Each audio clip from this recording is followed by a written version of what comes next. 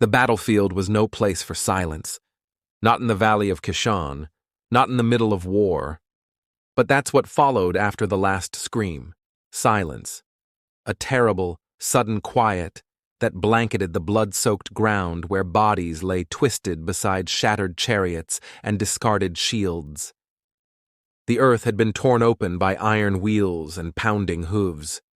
The sky still hung low and dark with storm clouds that hadn't been there an hour earlier. And somewhere among the broken, a single man ran for his life. He was filthy, soaked to the bone, his breath heaving in ragged bursts as he stumbled through the brush and thorns of unfamiliar terrain.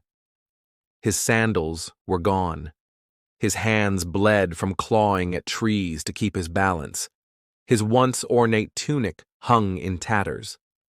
This was Sisera, commander of Jabin's army, the very same Sisera who had ruled northern Canaan with terror and steel for 2 decades. He had commanded 900 iron chariots, the pride of Hazor, the enforcer of tribute, the destroyer of villages. His name alone had kept Israel in submission. And now, barefoot and alone, he ran not as a general, but as a fugitive. It hadn't been supposed to end like this. His intelligence had been sound. Israel was fractured, weak, their tribes disjointed, their leaders bickering. He had expected no resistance. But he had underestimated one thing. He hadn't counted on Deborah, or the storm. Deborah, prophetess, judge, mother of Israel, had stood atop Mount Tabor and called down the wrath of heaven itself. Under her command, Barak had led 10,000 men against Sisera's forces, and just when the iron chariots descended into the valley, confident they would crush their foes, the skies had opened.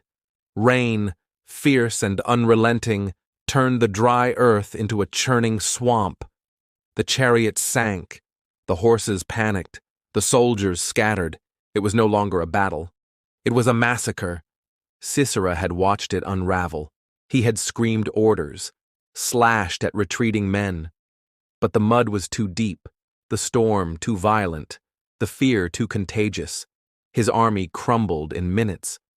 And when he realized that even his personal guard had been slaughtered, he did what few generals would ever admit to. He fled. Every step now was agony. His knees buckled, his chest burned. But ahead, somewhere beyond this ridge, was hope. A tent. Just one.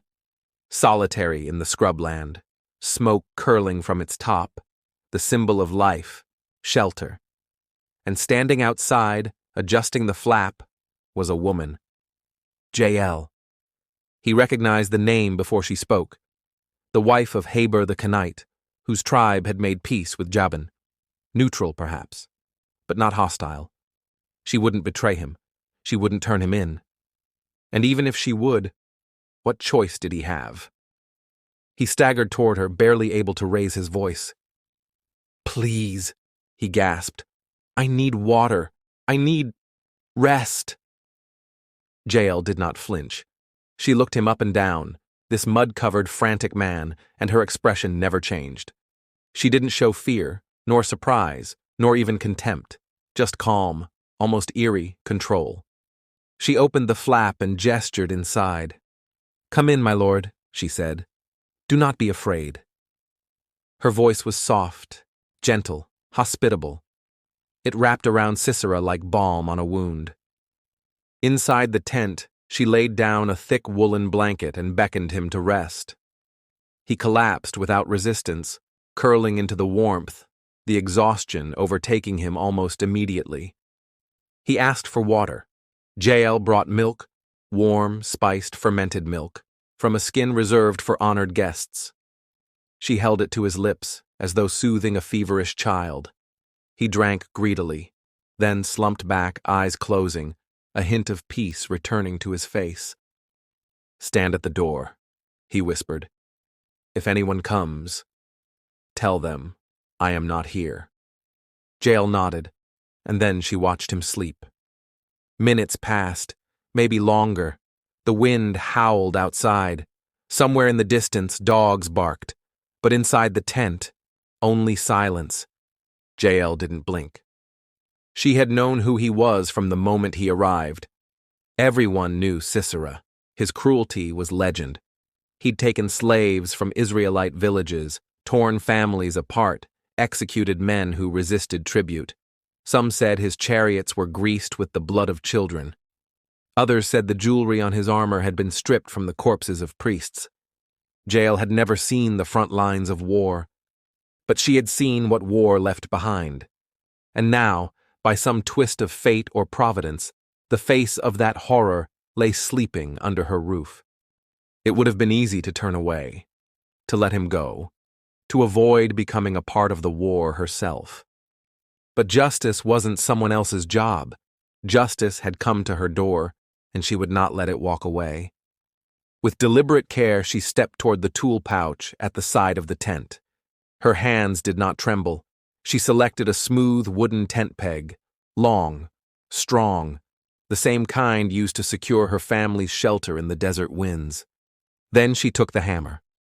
Not a weapon, a household instrument, used every day, familiar.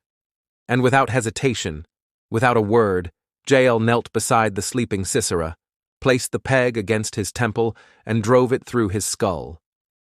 The force split bone and embedded the wood into the earth below.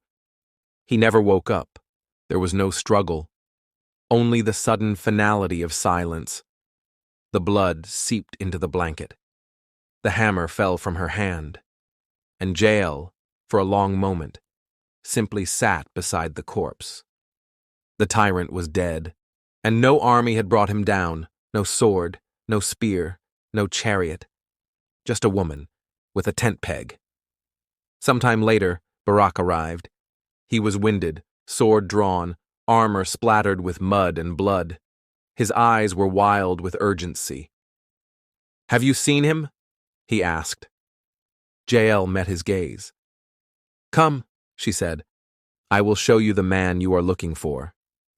She led him inside, and Barak stopped cold. There, on the floor, was Sisera, nailed to the ground, his power gone, his reign ended. Barak said nothing. There was nothing to say. The battle was over. The real story, what people would sing of for generations, had happened far from the battlefield, not with armies, but in a tent, in silence, at the hands of a woman who did what no soldier dared, and Israel was free. Deborah would later write a song to mark the victory. It would be one of the oldest pieces of Hebrew poetry ever recorded, a tribute to courage and divine deliverance.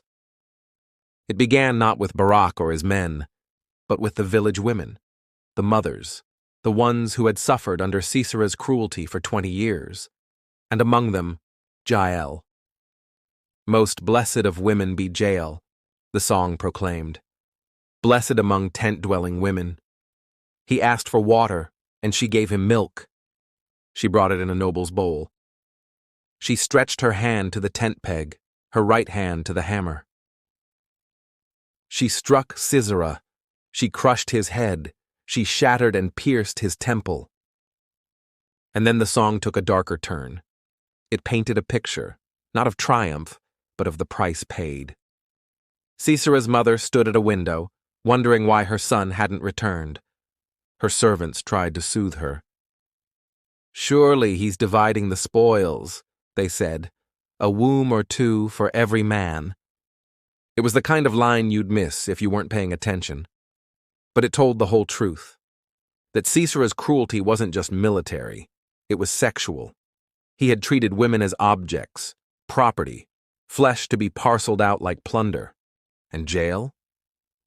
She had shattered that cycle in a single blow. Her act wasn't just justice, it was divine reversal. The oppressor was destroyed by the very gender he had dehumanized. And the war ended, not with a charge, but with quiet, decisive retribution. There would be peace in Israel for 40 years, but Jael's name would live far longer. And as for Sisera, he would be remembered not for his victories, not for his iron, not for his chariots, but for the soundless moment when justice pierced his skull and pinned him to the earth beneath a woman's tent. Not every crime in Scripture ends with a courtroom. Some end in dust, in silence, in blood, and in the hands of someone no one saw coming. Thank you for listening to Divine Crime. Subscribe for more true stories from the most dangerous book ever written.